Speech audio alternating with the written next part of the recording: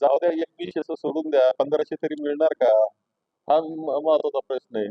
शेतकऱ्याच्या कर्जमाफीचं काय झालं हा सुद्धा प्रश्न आहे.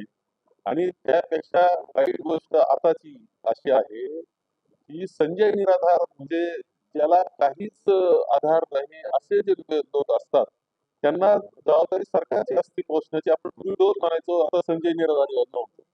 तुम्ही माहिती घ्या किती महिन्यापासून त्यांचा टोल गेलेला नाही. ते उपाशी मारता यावा आहे.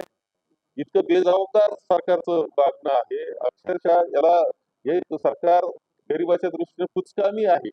सत्तेकरता काही आणि मात्र पुन्हा त्या सगळ्या जनतेकडे दुर्लक्ष ही वस्तुस्थिती आहे. शेतकऱ्याच्या अनेक अडचणी आता झालेल्या आहे. अवकाळी पावसाचा धोका आहे आणि यापूर्वी काही नुकसान झालेलं आहे. कुठेही मदत पोहोचलेली नाही अशी अवस्था आहे. घोषणा मोठ्या, कार्यवाही काही नाही अशी स्थिती आहे. त्यामुळं हे 2100 काय हे काय हे सगळंच विसरून जातील. पुन्हा म्हणतील ते जुमला होता, निवडणुकीचा जुमला, इलेक्शन जुमला, काहीतरी एक शब्द शोधलाय त्याच्यासाठी सुद्धा तो वापरून मोकळे होतील.